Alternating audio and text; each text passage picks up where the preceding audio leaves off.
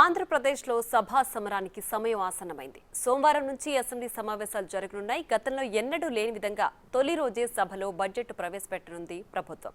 దాదాపు 3 లక్షల కోట్ల రూపాయల అంచనాలతో బడ్జెట్ రూపకల్పన చేసినట్టు తెలుస్తోంది. మరోవైపు సమావేశాలు నడిచినన్ని రోజులు వైసీపీ అధినేత జగన్ ప్రెస్ మీట్లు పెడతామని చెప్పారు. దీంతో ఈసారి సమావేశాలపై రాష్ట్రంలో ఆసక్తి నెలకొంది.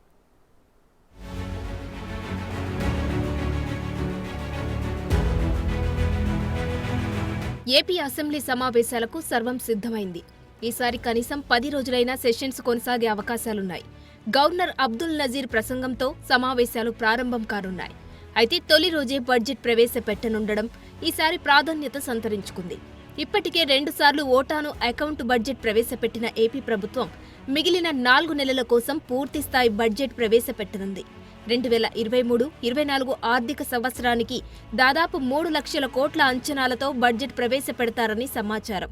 ఇప్పటికే ఆర్థిక కష్టాలతో నెట్టుకొస్తున్న కూటమి సర్కార్ ఈ బడ్జెట్లో అభివృద్ధి, సంక్షేమానికి ఎలాంటి ప్రాధాన్యమిస్తుందనే దానిపై ఆసక్తి నెలకొంది.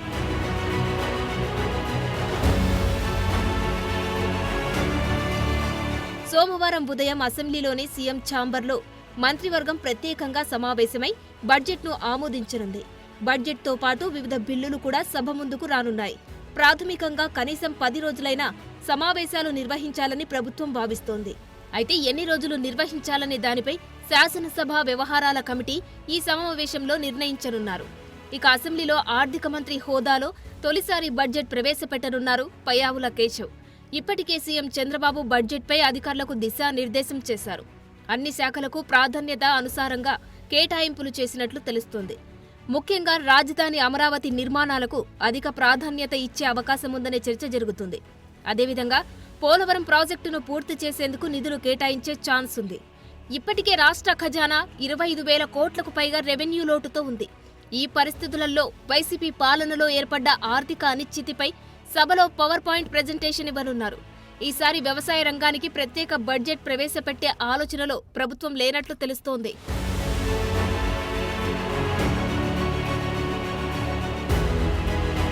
ఇక ఈసారి అసెంబ్లీ సమావేశాలకు దూరంగా ఉంటామని వైసీపీ అధినేత జగన్ ప్రకటించారు.